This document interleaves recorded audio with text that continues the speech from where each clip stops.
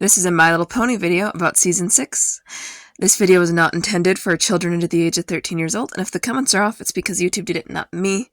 So, welcome back. This is a video that's going to be talking about the last 13 episodes of Season 6 of My Little Pony Friendship is Magic, and we'll have spoilers for that.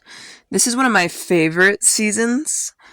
So let's get into characterization, which ironically isn't quite as good as the previous season. Our main characters are where I start, and all of them, without fail, have one moment where they're a little out of character. I feel like we have Applejack, Rare, and Rarity, and Rainbow Dash all have episodes where they're just not great.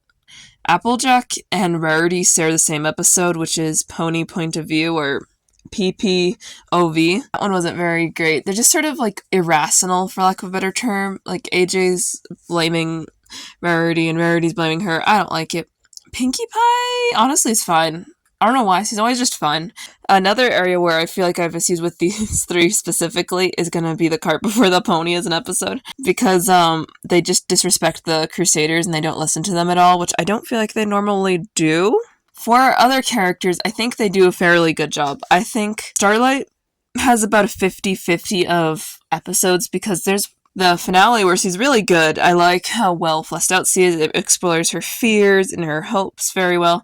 And then there's like the one where she mind controls the main six by accident. Not the greatest for her. Some of our side characters are coming into their own a little bit more, and we have some characters that pop up like once. So we have Derpy, and then we have other incidentals, as I'll dub them, from like Wonderbolt Academy. And I think they're pretty good as a role. I'm really liking the characters in this season. I should move on to voice acting. Voice acting is pretty good. There's not a lot of things special to say about our main characters, other than like Discord is back with John Delancey as his VA, which is always the case, and I like to see that quite a bit. There's a few characters that I really like the sounds of their voices, and they're newer characters from this season, because this is when they start getting more creative with background characters. There's one that I really like, Angel Wings, and she's just really dumb, and I can't explain why, but her voice sounds like authentically dumb. So that's my most notable character. For the animation, it's very consistent. I can't detect any real errors. The only difference is like Trixie's eyes have picked up an extra eye side in them for some reason, which isn't even an error, it's just how they do them now. I feel like we have some really fun dynamic ones, like the music really helps frame some really dynamic animation. Where this season shines to me in the animation department is unique designs for background characters and incidentals. Like, so many of them are great. The Wonderbolt Academy episode had some of my favorite background designs, but it's prevalent through this whole half of the season as a role. And the Changeling redesign for the Reformation is one of my favorites of this portion. I just like how they have more uniqueness and individuality to show how they're sort of coming into their own a bit. That was a really great choice. So the next portion is world building. The world building here is fine, but that's usually the best I have to say. This is not one of those seasons that I have a lot to say about. Like, seeing the Changeling hive was pretty cool. I liked that. That was like a really nice bit, but that was one of the only ones. And nothing else really contributes to this. The music is fine, but strangely forgettable. I can't explain why I forget most of it on this half. The first half, there's so many more songs that I remember and sing to. And I like that, but I really wish that I had more to say about the music in this half. Like, they're good. I feel like... So, we only have 4 songs. The first one is a Crusader song, which is fine. It's better for the characterization of Gabby than anything, and I like it. A Changeling Can Change is the most memorable of this season because it introduces Thorax, and I like it quite a bit.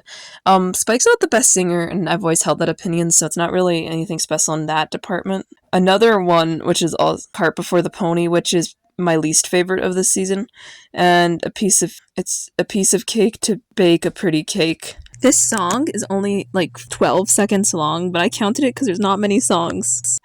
There's a less music here in general, so that's a little disappointing on the music's part. The next portion is going to be First Impression. So this was a season that came out in 2016, and I was watching it in summer of that same year on Netflix, and I have a lot of fond memories because I was watching it with baby ducks. A baby. 6 chickens and 3 kittens and a mama.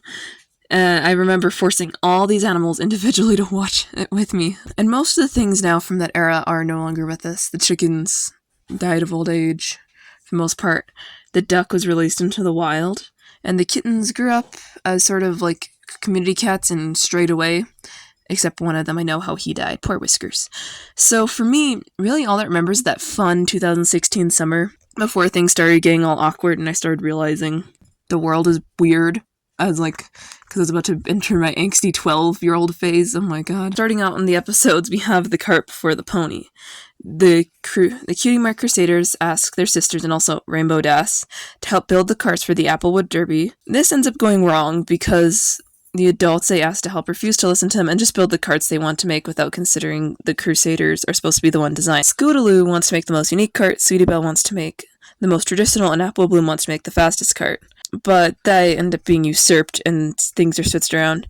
Right at the start of the race, Rainbow Dash, Verity, and Applejack end up crashing all the carts into each other and destroying the entire race within minutes, which is truly impressive, the lack of planning on their part. And the Crusaders end up getting mad at them and telling them how they feel, and then they apologize after they're effectively banned from the Applewood Derby and help them rebuild their carts, and then they race alone and get what they want. So I'm not too happy with this as a start to the second half of the season. When they say a mid-season finale, it was a little lackluster, but coming off the mid-season finale, this episode was probably worse for me. I kept forgetting this was even a part of the season. I don't know how I've watched this season like hundreds of times, and consistently forget this episode exists. I'm so mad that I have forgotten most of it. The only thing that I like is that we see Derpy as a little baby, and she's cute. Also, she's with the little colt. Does he have a son? Or a brother? I have so many questions on that. He looks like her, so fan theory, Derpy has brother, because I think it's weird to think of her having a son the age of the Crusaders, because he's a part of their class. On a little side note, the Applewood Derby is a little piece of Ponyville lore, like they use the apple to make the carts, like a chunk of apple wood that's bigger than the trees. Where did these chunks come from? I have to harp on this because they carve it out of the world's most huge block, and these are not very big trees. I'm confused, is what I'm saying. God only knows where they're getting these chunks of wood from. That's just something I have to harp on before I move on. Episode 15, 28 Pranks Later. The plot follows Rainbow Dash playing elaborate pranks around Ponyville, which end up going too far. When her friends confront her about it, she misinterprets them telling her to do less pranks as doing more pranks that are even worse than before. Pinkie Pie discovers Rainbow Dash has switched all the Philly Scout cookies with Joe cookies. Rainbow Dash ends up checking in on Pinkie later, who is mysteriously ill, but she continues on to help the Philly Guides deliver the tainted cookies, which she quickly, once he realizes something's off in Ponyville, and then thinks the cookies have caused an epidemic of, rainbow zombie. When the town reveals that they pranked her back to show her how it felt, she's very offended but learns her lesson. So, I like this quite a bit. Not so much for Rainbow Dash. It's also one of those episodes that treats her like a season 2 or 3 Rainbow Dash for some reason. I really don't know why. But I do like the fact that this is, a really horror-inspired one. I guess this is a good time to mention that there's probably 17 My Little Pony effects in horror AUs for this thing. I would say that Rainbow Dash is pretty poorly done, but honestly I wouldn't expect much else. Whenever he just has this thing that happens where she pranks way too hard, and I don't get why she doesn't know when to stop. I have to point out that the audio quality of this episode is weird to me. You can hear every wing beat, you can hear every footstep as they come down. Or hoof fall. Yeah, I'll call it a hoof fall. It really plays into this horror appeal of the episode that really makes it a good Halloween-y feeling episode, and I like that. Also, the Crusaders are the only members of the Philly Guides here, so I guess they're the only ones that signed up, or this is just the only ones on this route. I don't know. Let's move on to the times they are a changeling. The plot follows Twilight and Spike going to the Crystal Empire to spend time with Flurry Heart and Cadence in Shining Armor.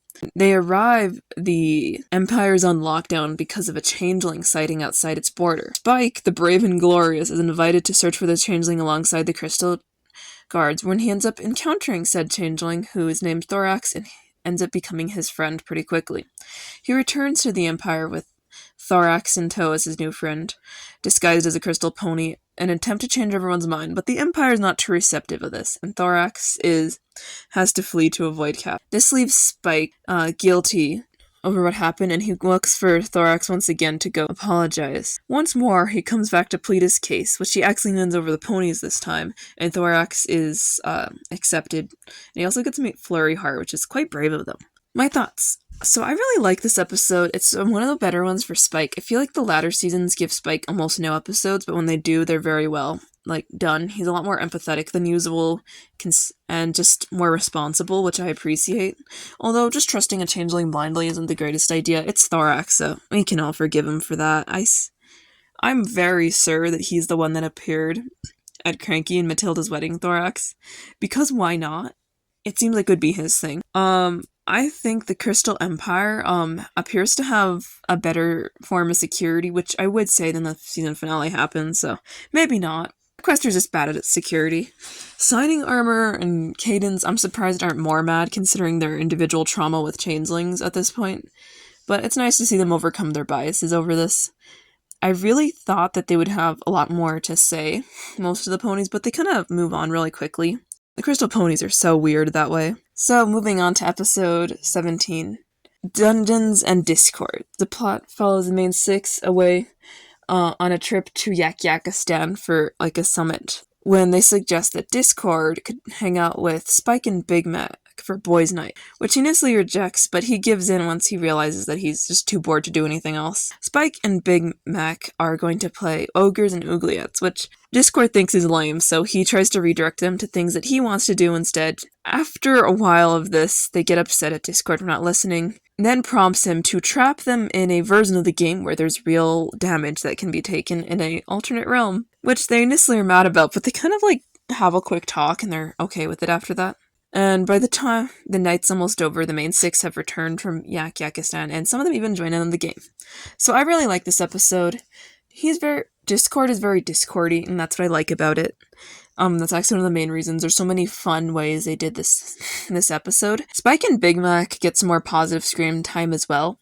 This is a good season for Spike for some reason. I am happy that they integrated an in-universe equivalent to Dungeons and Dragons, Ogres and Oubliettes being that, which is just a cool way to tie the fandom kind of having a little bit of overlap with the Dungeons and Dragons fandom.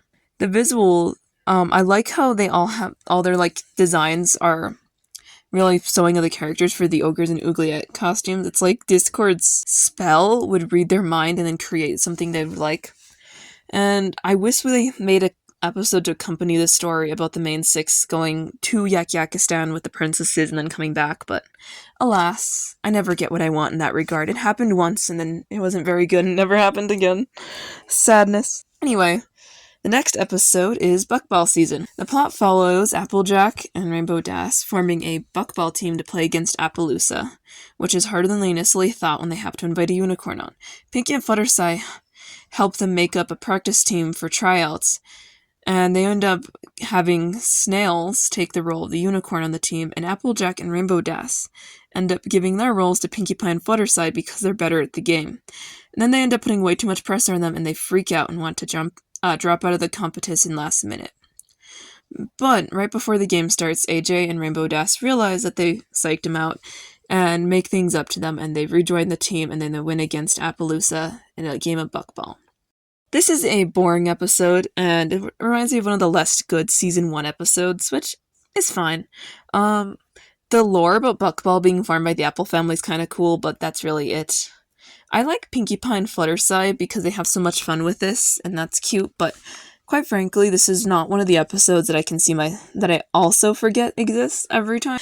Season, I know Rainbow Dash and Applejack are super competitive, but here they don't do it in a bad way for their characters, so that's good. There's not really much left to say other than Snails just clears his head and that's how he functions on everything. Go figure. Let's move on to The Fault in Our Cutie Marks. The Crusaders meet a griffin named Gabby who wants to earn a cutie mark like the Ponies. And she's pretty sure it's possible. The Crusaders are worried Gabby cannot get a cutie mark because griffins don't get those, and they don't really know what to say, but they still bring her around town to try to help Ponies out and figure out what her talent may be. Obviously, this does not end up getting her a mark, but Gabby is not worried about it, and then she later sends them a letter saying that she earned her cutie mark which intrigues Twilight and the Cutie Mark Crusaders. They end up meeting her to attempt to congratulate her, and she ends up avoiding them because she was lying and she just wanted to make them happy. They tell Gabby that she's not necessarily a disappointment for not getting a Cutie Mark, that she's still an honorary member of the group, and she goes back to Griffinstone to help spread friendship. This is another good Crusaders episode. It's a really simple one for me. Gabby was really a treat to have on screen, and I really think she carries the episode for me. She has no flaws, and that's okay. She really just... I'm good at things, and my only flaw is that I want to be something I'm technically not, a pony. So I guess that's okay. It's nice to see an outlier from the normal greedy Griffin archetype, and it's cool that he delivers mail. So he's kind of like derpy in that regard. So let's move on to the next episode, Viva Las Pegasus. The plot follows Applejack and Fluttershy being called to Las Pegasus by the Cutie Map to solve a friendship problem. Upon arrival, they meet the manager of one of the main establishments for entertainment in Las Pegasus, and he leads them around where they come across Flim and Flam, who are not getting along for once, and Fluttershy concludes that they must be the friendship problem. Applejack is unsure, so she makes them search for other friendship problems, which they find. Most of the performers also aren't getting along very well, and they seem to think that the root of the problem is the managers. So they continue to investigate and eventually come up with a plan, with the help of Flim and Flam, to out the manager as being corrupt and preventing his workers from moving up. He ends up, when he is caught, he just leaves, and then Flim and Flam take over this absolutely empty resort for something, and then they go home. My thoughts. I like this episode. It's really fun. The performers are one of the highlights of the episode. There's a lot of references I didn't get because I don't watch enough live action television, and that's fine. But the designs are really fun to look at nonetheless. I feel like people who know with all these designs. The conflict itself was relatively well developed. Our antagonist, the manager one, who I've fully forgotten the name of and do not care because this video needs to be done, is okay. It's interesting that he can just make everyone so mad they stop working together. Fluttershy and AJ are not exactly who I would have guessed for a Las Pegasus mission. I don't know why, but I kind of would have assumed more like Rainbow Dash, maybe, would be with this one. But maybe it's just the name. Let's move on to Every Little Thing She Does, episode 21. The plot follows Starlight, who has become very behind on friendship lessons.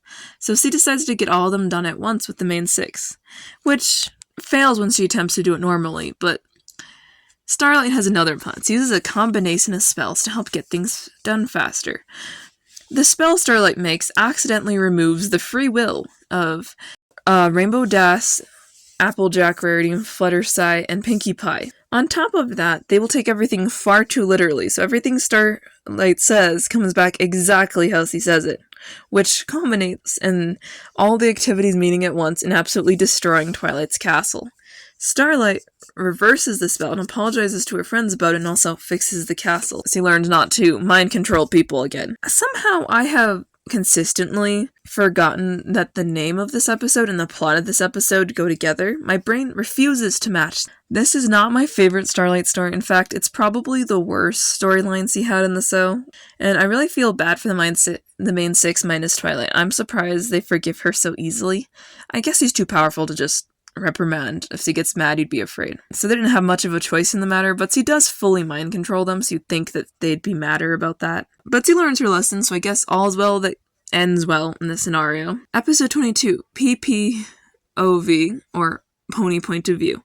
The plot follows Applejack, Rarity, and Pinkie Pie returning from a boat trip over the week, and they're extremely upset with each other and will not tell Twilight why. So, her and Spike go to talk with each one of them individually and hear their side of the story. Rarity claims that Applejack went crazy and was acting irrational and sunk the ship by doing stuff. Meanwhile, Applejack claims that Rarity was the one being unreasonable and that she was always in the right, and that Rarity shouldn't have done that. And Pinkie Pie blames both AJ and Rarity and believes that both of them are in the wrong because he just wanted to have fun and they wouldn't let her eat treats. Twilight somehow pieces everything together and finds out that the longhorned bunyip wanted to eat Rarity's cucumber sandwiches, and that's why the ship sunk. and it was also the thing that prevented the ponies from drowning, and then this thing just hangs out with them for an evening and they redo the boat trip. Okay, my thoughts. I wanted to dislike this episode like a lot of other people did back in the day. I'm not gonna lie, I really like it. I'm not gonna say I'm a fan of how Applejack and Rarity are done as previously mentioned, but Pinkie Pie's still pretty fun here, and Twilight, although she does make a massive jump in logic, is accurate in her conclusion, which, I don't know how. I have no idea how one comes to the conclusion that a longhorn bunyip would sink your ship, which sounds like something from Australia, because I'm pretty sure it's based off of something from Australia, like the bunyip, which is usually made of mud or something, I don't know. But I would protect this creature if I met it, I don't know. I feel like it's a good ally to have, a longhorned bunyip, as weird as it sounds. Oh, I'm trying to take that name seriously, it's so hard. Episode 23, Where the Apple Lies. The plot follows Apple Bloom mistaking cider and Zap apple jam crates that are going to Filthy Rich's store, which leads into a story Granny Smith tells about how Applejack used to lie a lot more when she was younger and it got her in trouble. In a flashback, we learn about Applejack agreeing to sell cider to the Rich family, even though Granny forbade it. To try to cover up her lie, it seems that making things far more elaborate, and as things go on, at some point, Big Mac's leg almost gets cut off, and Granny Smith just threatens the Rich family into continuing to work with them despite lying. And then Applejack learns her lesson, and they don't end up selling the cider to him. And then we flash back to reality where... So I didn't do a very good job summing up this episode, but I like this.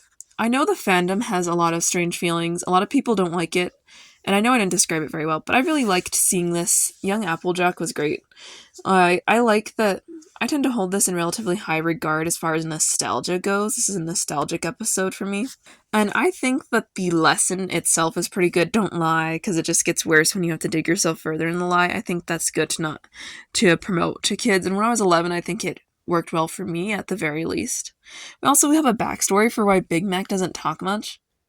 It's just because he talked way too much, and then he talked himself into almost having his leg cut off by his grandmother. I also love that Granny Smith just scares Filthy Rich into not cutting ties with the family. Like, I'm gonna tell your grandfather and you're gonna be disowned or something. I'm like, damn, it's just, what a boss move. I really like her. This is like a side note, but Derpy's eyes are seen bandaged in this episode, which is interesting. I guess they had a surgery on them because they're like cross-eyed, and I've known kids with cross eyes and they do a surgery on them and it like fixes their eyes. And it appears like they've been like that since the flashback in the cart before the ponies, so I'd like to think I'm correct on. Except for Derpy, her eyes did not get fixed, which is fine. She's allowed to be our Derpy queen. But moving on, we have The plot follows Rainbow Dash heading back to Ponyville for a well-earned break to spend time with her friends, once he's summoned by the Cutie map to solve a friendship problem in Cloudsdale with Twilight. But Twilight and Rainbow Dash decide to start with the Wonderbolt Academy, which is having tryouts that weekend. They immediately find their friendship problem in two recruits that are highly dependent on each other. Sky Stinger and Vapor Trail. Sky is an overconfident flyer who believed in himself too much, and Vapor Trail underestimates herself and is only there for Sky, really. Twilight does some classroom education with the kids and Rainbow Dash, and after that they decide to do some one-on-one lessons with each one of them. Twilight tries to teach Sky more about the technical skills of flying, while Vapor Trail is given one-on-one instruction with Rainbow Dash, which he really thrives with. Sky realizes that he's not very good at flying, and he begins to give up on things. Vapor Trail, very guilty about coddling him and not allowing him to grow on his own. But the two hash things out, and they improve enough to both make it into the academy by the end of the episode. So, my thoughts. This is finally an episode that actually does good things with Rainbow Dash's character, which I didn't expect. I like this a lot more than most of them at the very least. I like that Twilight uses all the knowledge she gained when she was learning how to fly to help out here. It makes a lot of sense. She poured a lot of energy into that once she's learning. So she's pretty good to help there. I even think that Spitfire almost seems good at her job, to a degree. She really does like Sky Stinger. And I think he's really the only draw at the back of the episode. He's kind of the worst. I get it, he was neglected by his parents because he had like a trillion siblings, but he just runs over Vapor Trail the whole time, poor girl. she's so dedicated to him, like weirdly dedicated. So I think they could have done more with that. Twilight and Rainbow Dash actually disagree on how to solve this conflict of sorts. Mainly with Twilight wanting to just tell the truth right away in its full capacity, and Rainbow Dash being like, nah, we have to help them without them knowing we're helping them, because then they'll get discouraged if an authority figure tells them they're doing something wrong. Which is okay, I guess. I don't know. Which leads me to the last thing I want to mention. Angel Wings is actually the funniest character in this episode, and I love her. Now, let's move on to one of the last episodes. Episode 25, To Where and Back Again, Part 1. Starlight is invited back to the village that she had formerly controlled, and decides to take Trixie with her for emotional support.